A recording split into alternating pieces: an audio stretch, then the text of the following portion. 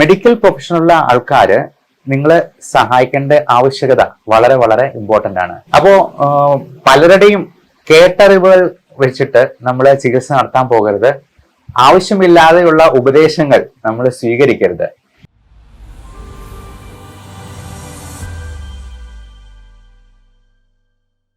എല്ലാ ആൾക്കാരും ചോദിക്കുന്ന ഒരു ചോദ്യമുണ്ട്. ഹൃദയത്തിന് എന്തെങ്കിലും പ്രശ്നങ്ങൾ ഉണ്ടായി കഴിഞ്ഞാൽ എന്തൊക്കെ ഭക്ഷണങ്ങൾ കഴിക്കാം, എന്തെല്ലാം എക്സസൈസ് ചെയ്യാം, എത്രത്തോളം ഹാർഡ് വർക്ക് ചെയ്യാം എന്നെല്ലാം. ഇന്നലെ വരെ നോർമലായി നടന്നിരുന്ന ഒരു വ്യക്തി പെട്ടെന്ന് ഒരു അറ്റാക്ക് വരികയും അത് ഹോസ്പിറ്റലിൽ എത്തുകയും ഒന്നെങ്കിൽ മരുന്നുകൊണ്ട് മാത്രം ചികിത്സ നടത്തുകയോ അല്ലെന്നുണ്ടെങ്കിൽ ആൻജിയോപ്ലാസ്റ്റി അല്ലെന്നുണ്ടെങ്കിൽ ബൈപ്പാസ് തുടങ്ങിയിട്ടുള്ള ഒരു ട്രീറ്റ്മെന്റ് കൊണ്ട് ജീവൻ തിരിച്ചു കിട്ടുകയും ചെയ്തു കഴിഞ്ഞാൽ ഇപ്പോൾ രോഗിയെ സംബന്ധിച്ചോളം അവരുടെ ബൈസ്റ്റാൻഡേഴ്സിനെ സംബന്ധിച്ചോളം ഒരു പുതിയ അനുഭവമായിരിക്കും. അപ്പോ അവർക്ക് എന്തൊക്കെ ഭക്ഷണം കൊടുക്കാം, അവർക്ക് എന്തൊക്കെ എത്രമാത്രം ഹാർഡ് വർക്ക് ചെയ്യാം, എത്രത്തോളം എക്സേർഷൻ ചെയ്യാം എന്നുള്ളതൊക്കെ ആശങ്ക ഉണ്ടാക്കുന്ന ഒരു കാര്യമാണ്. അതുകൊണ്ട് തന്നെ മെഡിക്കൽ പ്രൊഫഷനുള്ള ആൾക്കാര് നിങ്ങളെ സഹായിക്കേണ്ട ആവശ്യകത വളരെ വളരെ ഇമ്പോർട്ടന്റ് ആണ്. അപ്പോ പലരുടെയും കേട്ടറിവുകൾ വെച്ചിട്ട് നമ്മൾ ചികിത്സ നടത്താൻ പോകരുത്. ആവശ്യമില്ലാതെയുള്ള ഉപദേശങ്ങൾ നമ്മൾ സ്വീകരിക്കരുത്. ഇപ്പോ ഹൃദയത്തിന് രണ്ട് തരത്തിൽ പ്രശ്നങ്ങൾ ഉണ്ടാകാം. ഹൃദയത്തിന്റെ പമ്പിങ്ങിന് പ്രശ്നമുണ്ടാവുക, അതുകൊണ്ട് ഹാർട്ട് ഫെയിലിയർ ഉണ്ടാവുക. ഇനി ഹൃദയത്തിലേക്കുള്ള കൊറോണറി ആർട്ടറീസ്, അതിന്റെ പുറമേയുള്ള രക്തധമനികളിൽ ബ്ലോക്ക് ഉണ്ടാവുക. അപ്പോ ഇത്തരത്തിൽ രണ്ട് തരത്തിൽ പ്രശ്നങ്ങൾ ഉണ്ടാകാം. ഇനി ഹൃദയത്തിന്റെ താളത്തിൽ വരുന്ന കാർഡിയക് അറിത്മിയാസ് പോലുള്ള പ്രശ്നങ്ങൾ ഉണ്ടാകാം. എട്രിയൽ ഫ്ലട്ടർ പോലുള്ള അല്ലെങ്കിൽ വെൻട്രിക്കുലർ ഫിബ്രിലേഷൻ പോലുള്ള, അതായത് ഹൃദയം ശരിക്കും സ്പന്ദിക്കാതെ അത് വിറയ്ക്കുന്ന ഒരു അവസ്ഥയിലേക്ക് പോയെന്നാൽ എങ്ങനെ ഇരിക്കും, ഏതാണ്ട് അതുപോലെ അതിന്റെ താളക്രമത്തിൽ പോലും വ്യത്യാസം വരുന്ന രീതിയിലുള്ള പ്രശ്നങ്ങൾ ഉണ്ടാകാം. നമ്മൾ ഒരു രക്തയോട്ടം മരവിപ്പിക്കുന്ന രീതിയിൽ നമ്മൾ ഇപ്പൊ കയ്യിലെയോ കാലിലെയോ ഒക്കെ രക്തം കുറഞ്ഞു പോയി കഴിഞ്ഞിട്ടുണ്ടെന്നുണ്ടെങ്കിൽ അത് ആ അവയവത്തിലേക്ക് രക്തയോട്ടം നിന്നു പോയെന്നാൽ അത് ഒരു ഇൻഫാർക്ഷൻ അല്ലെങ്കിൽ ഹൃദയത്തിന്റെ പേശികളിൽ നാശമുണ്ടാവുകയാണ് ഈ ഹാർട്ട് അറ്റാക്കിൽ സംഭവിക്കുക. അപ്പോൾ നമ്മൾ കേട്ടിട്ടുണ്ടാവും ഇത്ര പെർസെന്റേജ് ബ്ലോക്ക്, 90% ഒക്കെ ബ്ലോക്ക് വന്നു കഴിഞ്ഞിട്ടുണ്ടെങ്കിൽ ഹൃദയത്തിന്റെ പേശികളിലേക്ക് ബ്ലഡ് സപ്ലൈ ചെയ്യുന്ന ഒരു പ്രധാന രക്തധമനിയാണെന്നുണ്ടെങ്കിൽ അത് തീർച്ചയായിട്ടും ആ കോശങ്ങളുടെ നിർജീവാവസ്ഥയിലേക്ക് അല്ലെങ്കിൽ അതിന്റെ നാശത്തിലേക്ക് നയിക്കുകയും മയോകാർഡിയൽ ഇൻഫാർക്ഷൻ എന്ന് പറയുന്ന ഒരു പ്രശ്നം ഉണ്ടാവാം. അപ്പൊ മിക്കവാറും ആൾക്കാരൊക്കെ ഇതുപോലെ നെഞ്ചുവേദനയൊക്കെ വന്നാലും അത് ഗ്യാസ് ആണ്, അല്ലെന്നുണ്ടെങ്കിൽ എന്തെങ്കിലും മസിൽ പിടുത്തമാണ്, അല്ലെങ്കിൽ തോളുവേദനയാണ്, അത് ബാക്ക് പെയിൻ ആണ്, ഡിസ്കിന്റെ പ്രശ്നമാണ് എന്നൊക്കെ പറഞ്ഞ് ഗ്യാസിന് മരുന്ന് കുടിക്കുകയോ ഇഞ്ചിയിട്ട് വെള്ളം തിളപ്പിച്ച് കുടിക്കുകയോ ഒക്കെ ചെയ്ത് രാത്രി മുഴുവൻ അവര് വെയിറ്റ് ചെയ്ത് ചിലപ്പോ ഒരു തരത്തിലും രക്ഷയില്ലാന്ന് കാണുമ്പോഴാണ് അവര് മിക്കവാറും ഹോസ്പിറ്റലിൽ വരിക. എന്നാൽ നമ്മൾ പ്രത്യേകം ഓർക്കുക, ഇതിനൊരു ഗോൾഡൻ ടൈം പീരീഡ് ഉണ്ട്. നമ്മൾ ഇത്ര മിനിറ്റിനുള്ളിൽ ആശുപത്രിയിൽ എത്തിച്ച് അത് ECG എടുത്ത് നോക്കുക, ട്രോപ്പൈ പോലുള്ള കാർഡിയാക് എൻസൈംസിന്റെ അളവ് നോക്കുക, ആവശ്യമുണ്ടെങ്കിൽ എക്കോ ടെസ്റ്റ് ചെയ്ത് നോക്കുക.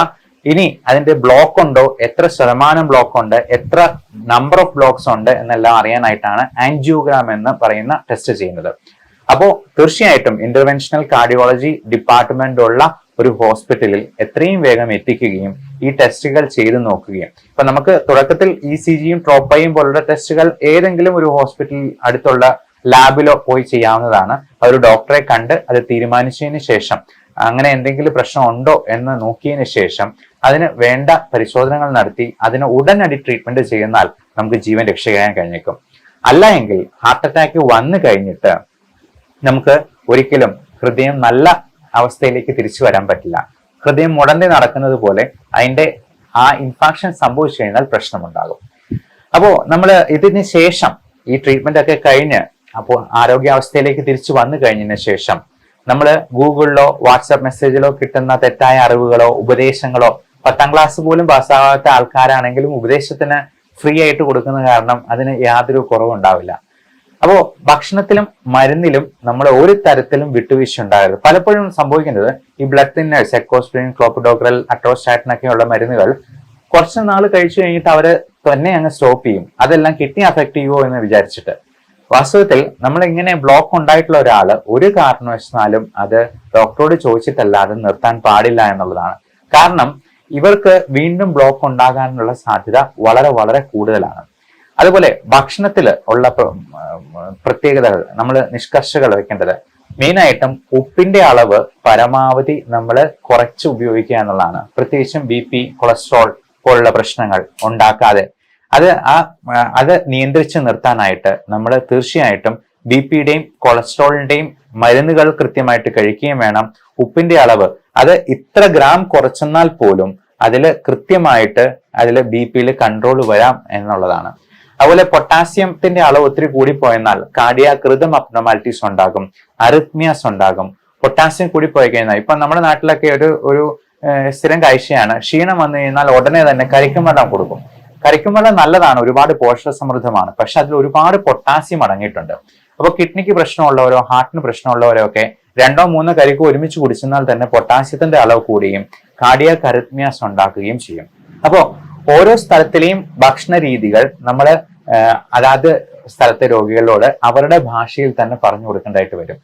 അതുപോലെ അവർക്ക് കഴിക്കാൻ കിട്ടുന്ന സാധനങ്ങൾ എന്തൊക്കെയാണ്, അവരുടെ സാഹചര്യങ്ങൾ എന്തൊക്കെയാണെന്ന് നോക്കി വേണം അത് പറഞ്ഞു കൊടുക്കാൻ. ചിലർക്ക് ഉണക്കമീൻ ഭയങ്കര ഇഷ്ടമാണ്, ചിലർക്ക് പപ്പടം ഭയങ്കര ഇഷ്ടമാണ്. ഇതിലൊക്കെ ഒരുപാട് തരത്തിലുള്ള ഉപ്പ്, ലവണ പദാർത്ഥങ്ങൾ അടങ്ങിയിട്ടുണ്ട്. മാത്രമല്ല ഈ ഉണക്കമീൻ ഉണ്ടാക്കുന്നത് വളരെ മലിനമായ സാഹചര്യങ്ങളാണ്. അതിലെ വെള്ളമൊക്കെ എന്ന് പറഞ്ഞാൽ വളരെ മലിനമായിട്ടുള്ള ചീഞ്ഞ മീനൊക്കെ ആയിരിക്കും നമ്മൾ ഈ ഉപ്പിട്ട് ഉണക്കി വെച്ച് ഉപയോഗിക്കുന്നത്. അങ്ങനെയുള്ള സാധനങ്ങൾ കഴിക്കുന്നത് നമുക്ക് ഹൃദയത്തിന് മാത്രമല്ല എല്ലാ തരത്തിലും പ്രശ്നങ്ങൾ ഉണ്ടാക്കും എന്നുള്ളത് പ്രത്യേകം മനസ്സിലാക്കിയിരിക്കണം. അതേപോലെ തന്നെ നമ്മൾ ഈ ധാന്യാഹാരങ്ങൾ കഴിക്കുമ്പോൾ എപ്പോഴും നല്ല പോളിഷ്ഡ് ആയിട്ടുള്ള റൈസ് കഴിക്കുന്നതിന് പകരം നല്ല രീതിയിൽ തവിടടങ്ങിയിട്ടുള്ള പാലക്കാടൻ മട്ട പോലുള്ള ചുവന്ന അരി കഴിക്കാനായിട്ട് നോക്കുക. അതുപോലെ ഈ മില്ലറ്റ്സ് വിഭാഗത്തിൽപ്പെടുന്ന നല്ല തവിടുള്ള തരത്തിലുള്ള ധാന്യങ്ങളിലേക്ക് മാറുന്നത് കൂടുതൽ നല്ലതായിരിക്കും. അത് പോഷക സമൃദ്ധമാണ്. ഇപ്പൊ മില്ലറ്റ്സ് വിഭാഗത്തിൽപ്പെടുന്ന റാഗി, ചോളം തുടങ്ങിയ തിന പോലുള്ളതൊക്കെ നമ്മൾ അത് പക്ഷികൾക്ക് കൊടുക്കുന്നതൊക്കെയാണെന്ന് പറഞ്ഞ് കളിയാക്കും. പക്ഷെ ഇന്ന് എല്ലാവർക്കും അറിയാം വളരെ പോഷക സമൃദ്ധമായിട്ടുള്ള മില്ലറ്റ്സ് നമുക്ക് അത് സ്നാക്സ് ആയിട്ടുള്ള ബിസ്ക്കറ്റ് ആയിട്ടുള്ള രൂപത്തിൽ വേണമെങ്കിലും കിട്ടും. അതുപോലെ ഫൈബർ കണ്ടന്റ് നല്ല കൂടുതലാക്കാൻ വേണ്ടി ഇപ്പോ നല്ല പച്ചക്കറികളും പഴങ്ങളും അധികം മധുരമില്ലാത്ത ഫ്രക്ടോസ് കണ്ടന്റ് ഒരുപാട് നമ്മൾ കൂടിയുള്ള ഫ്രൂട്ട്സ് കഴിക്കുമ്പോഴത്തേക്കും ഷുഗർ കൂടാനുള്ള സാധ്യതയുണ്ട്. ഡയബറ്റിസ് എന്ന് പറയുന്നത് അതുകൊണ്ട് തന്നെ അറ്റാക്കിന്റെ റിസ്ക് 5 times എങ്കിലും കൂടുകയാണ് ചെയ്യുന്നത്. അപ്പോൾ പ്രമേഹവും BPയും കൊളസ്ട്രോളും ഒക്കെ നല്ല കൃത്യമായ കൺട്രോളിൽ കൊണ്ടുവരാനായിട്ട് ശ്രദ്ധിക്കുക. വറുത്തത് പൊരിച്ചത് പരമാവധി ഒഴിവാക്കുക.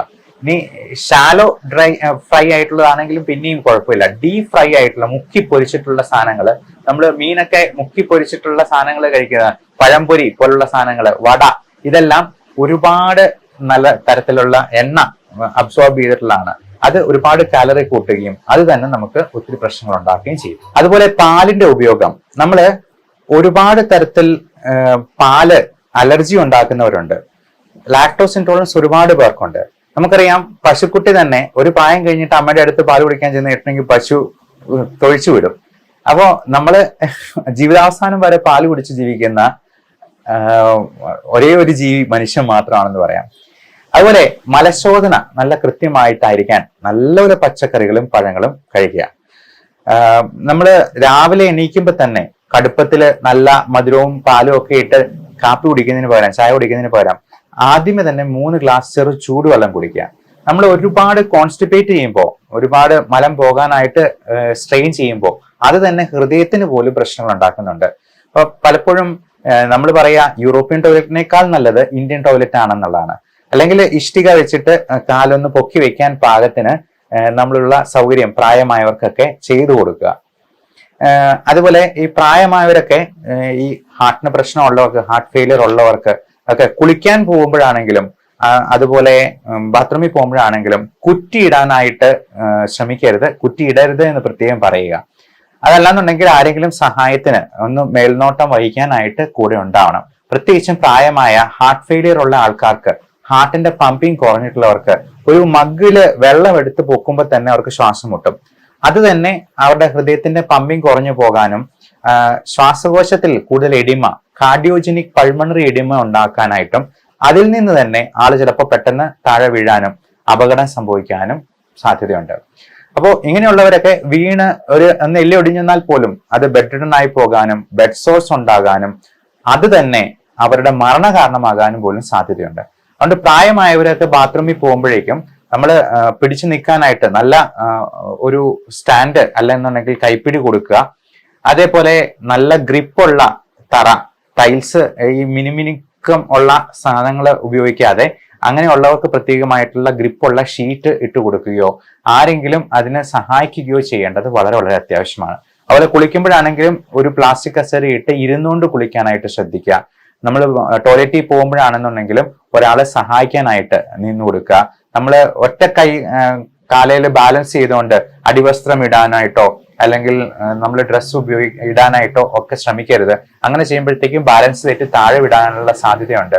അപ്പൊ ഇങ്ങനെയുള്ളവർക്കൊക്കെ ഇപ്പൊ നമ്മൾ 6-60 ഒരുപോലെ എന്ന് പറയുന്നത് പോലെ നമ്മൾ ഇത്രയും പ്രായമായവരെ നമ്മളൊരു കൊച്ചുകുട്ടിയെ പോലെ തന്നെ പരിചരിക്കണം എന്നുള്ളതാണ്. അവര് ഇപ്പം സോപ്പ് തറയിലുണ്ടെങ്കിലോ അല്ലെന്നുണ്ടെങ്കിൽ ഒന്ന് ബാലൻസ് തെറ്റിപ്പോയെന്നാലോ താഴെ വീഴും. താഴെ വീണെന്നാൽ ഉറപ്പായിട്ടും ഒരു ഫ്രാക്ചർ ഉണ്ടാകും. ഒരു ലോങ് ബോൺ ഫ്രാക്ചർ ഉണ്ടായെന്നാൽ ഉറപ്പായിട്ടും അത് മരണത്തിലേക്ക് നീളാനായിട്ടുള്ള എല്ലാ സാധ്യതകളും ഉണ്ട്. കാരണം അത് ബെഡ് റിഡൺ ആയിട്ട് അത് പിന്നെ ബെഡ് സോർ ആകും, അതിന്റെ കോംപ്ലിക്കേഷൻ ഉണ്ടാകും, തുടങ്ങിയവ എല്ലാം കൊണ്ട് ഈ പറഞ്ഞ കോംപ്ലിക്കേഷൻസ് ഉണ്ടാകാം. അതുപോലെ ബൈപ്പാസ് സർജറി കഴിഞ്ഞവർക്ക്, ആൻജിയോപ്ലാസ്റ്റി കഴിഞ്ഞവർക്ക്, ഇപ്പം ICU വെന്റിലേറ്ററിലൊക്കെ കിടക്കേണ്ടി വന്നിട്ടുള്ളവർക്ക് ഫിസിയോതെറാപ്പിയും ഇതിന്റെ റീഹാബിലിറ്റേഷൻ പ്രൊസീജിയറും വളരെ വളരെ പ്രധാനമാണ്. ഇപ്പം എല്ലാവർക്കും സംശയമാണ് എപ്പോഴാണ് ഇനി ജോലിക്ക് പോകാൻ പറ്റുക എന്നുള്ളത്. 50-60 വയസ്സൊക്കെ കഴിഞ്ഞിട്ടുള്ളവർക്ക് ഇപ്പം ആൻജിയോപ്ലാസ്റ്റി കഴിഞ്ഞാൽ 2 ദിവസം കഴിയുമ്പോൾ തന്നെ ഡിസ്ചാർജ് ചെയ്യും. പക്ഷേ നമ്മൾ ആൻജിയോപ്ലാസ്റ്റി കഴിഞ്ഞിട്ടും നമ്മൾ കുറച്ച് ആഴ്ചകൾ കഴിയുന്നത് വരെയെങ്കിലും നമ്മൾ അത് ആ റീഹാബിലിറ്റേഷൻ പ്രൊസീജിയറും എല്ലാം കറക്റ്റായിട്ട് നടത്തുകയും ശാസ്ത്രീയമായിട്ടുള്ള നിർദ്ദേശം അനുസരിച്ച് അതിനുള്ള എക്സസൈസുകൾ പതിയെ പതിയെ നടത്തുക. അത് നടക്കുന്ന ജോലികൾ പിന്നെ അതിനുശേഷം സ്റ്റെപ്പ് പതുക്കെ കയറുക, ലളിതമായ വ്യായാമങ്ങളിൽ നിന്ന് തുടങ്ങുക. അങ്ങനെ അത് റൊട്ടീനായിട്ട് അത് ചെയ്ത് പതിയെ പതിയെ കൂട്ടിക്കൊണ്ടുവന്ന് പഴയ ആരോഗ്യത്തിലേക്കും ജീവിതത്തിലേക്കും തിരിച്ചു പോകാനായിട്ട് നമുക്ക് ശ്രമിക്കാം. സാധാരണക്കാരന് മനസ്സിലാവുന്ന ഭാഷയിൽ തന്നെ അത് പറഞ്ഞു കൊടുത്ത് രോഗിയുടെ ബൈസ്റ്റാൻഡേഴ്സും കൃത്യമായിട്ട് കൂടെ നിന്ന് അത് ചെയ്യുക. പിന്നെ ഇതുപോലുള്ള ഇൽനെസ് ഒക്കെ ഒരുപാട് ഡിപ്രസിംഗ് ആണ്. ഈ മെന്റൽ സ്ട്രെസ് കൂടുന്നത് തന്നെ അപ്പൊ ആൾക്ക് ജോലിക്ക് പോകാൻ പറ്റുന്നില്ല, എന്തെങ്കിലും കടബാധ്യതകളോ EMI അടയ്ക്കാനോ ഒക്കെ ഉണ്ടെന്നുണ്ടെങ്കിൽ ജോലിക്ക് പോകാൻ പറ്റാത്തതിന്റെ ടെൻഷൻ ഒരു ഭാഗത്ത്, പൈസ ചിലവാകുന്നു എന്നുള്ളതിന്റെ വേറൊരു ടെൻഷൻ, പിന്നെ ഉറക്കമില്ലായ്മ, മരുന്നുകളൊക്കെ കഴിക്കേണ്ടി വരുന്നു എന്നുള്ളതിന്റെ ഒരു ഡിപ്രഷൻ വേറെ. അപ്പോൾ ഇങ്ങനെയുള്ള കാര്യങ്ങളൊക്കെ കൊണ്ട് തന്നെ ഈ സ്ട്രെസ് ഫാക്ടർ കൂട്ടുകയും ഇത് ഓക്സിഡേറ്റീവ് സ്ട്രെസ് തന്നെ ഫ്രീ റാഡിക്കൽസിന്റെ പ്രവർത്തനം ഉണ്ടാക്കുകയും അത് തന്നെ കൂടുതൽ BP-യും ഷുഗറും കൊളസ്ട്രോളും ഒക്കെ കൂടാനും വീണ്ടും അറ്റാക്ക് ഉണ്ടാകാനും ഒക്കെ കാരണമാകാറുണ്ട്. അതുകൊണ്ട് ഇങ്ങനെ മെന്റൽ സ്ട്രെസ് ഉണ്ടാകുമെന്ന് കണ്ടറിഞ്ഞ് അവർക്ക് ഇച്ചിരി ദേഷ്യമൊക്കെ കൂടുതലായിരിക്കും, അഡ്ജസ്റ്റ് ചെയ്യാനൊക്കെ ഇച്ചിരി ബുദ്ധിമുട്ടായിരിക്കും. അപ്പൊ അത് കണ്ടറിഞ്ഞ് പെരുമാറുക എന്നുള്ളത് കുടുംബത്തിലെ മറ്റ് അംഗങ്ങളുടെയും ഉത്തരവാദിത്തമാണ്. അവരുടെയും കൂടെ സഹകരണം ഉണ്ടെങ്കിലേ നമുക്ക് രോഗിയെ പൂർണ്ണ ആരോഗ്യത്തിലേക്ക് തിരിച്ചു കൊണ്ടുവരാനായിട്ട് കഴിയുള്ളൂ. അപ്പോ ഇങ്ങനെയുള്ള ഹൃദയത്തിന്റെയും ശ്വാസകോശത്തിന്റെയും functioning, heart and lungs are made for each other എന്നാണ് പറയാ. ഇതിന് രണ്ടിന്റെയും പ്രവർത്തനം ഒരുമിച്ച് വന്നാൽ മാത്രമേ നമുക്ക് നല്ല രീതിയിൽ ഡെയിലി ആക്ടിവിറ്റീസ് ചെയ്യാൻ പറ്റുള്ളൂ. അതുപോലെ ഹൃദയത്തിന് ഒരു പ്രശ്നം വന്നാൽ അത് ശ്വാസകോശത്തെ അഫക്ട് ചെയ്യും. കാർഡിയോജനിക് പൾമണറി എഡിമ എന്ന് പറയുന്നത് അത് തന്നെയാണ്. അപ്പം ഭാര്യ ഭർത്താക്കന്മാരെ പോലെ മെയ്ഡ് ഫോർ ഈച്ച് ആയിട്ടുള്ള ഈ 2 അവയവങ്ങളെയും നമ്മൾ വളരെയധികം കരുതലോടെ നമ്മൾ കാത്തു സൂക്ഷിക്കണം. അല്ല എന്നുണ്ടെന്നുണ്ടെങ്കിൽ ഒരെണ്ണം പ്രവർത്തനം നിർത്തിയെന്നാൽ മറ്റേതിനെയും കാലക്രമേണ അത് അഫക്ട് ചെയ്യും. മരണം സംഭവിക്കുന്നതിന്റെ പ്രൈമറി കോസ് 90% ഡെത്തും കാർഡിയോ പൾമണറി അറസ്റ്റ് കൊണ്ടാണ്. ബാക്കി 10% മാത്രമാണ് ബ്രെയിൻ ഡെത്ത് കൊണ്ടുണ്ടാകുന്നത്. ബ്രെയിൻ ഡെത്ത് സംഭവിച്ചിട്ടുള്ള ഓർഗൻസ് ആണ് നമ്മൾ ഡൊണേറ്റ് ചെയ്യാനായിട്ട് ഓർഗൻ ട്രാൻസ്പ്ലാന്റേഷന് വേണ്ടി ഉപയോഗിക്കുക.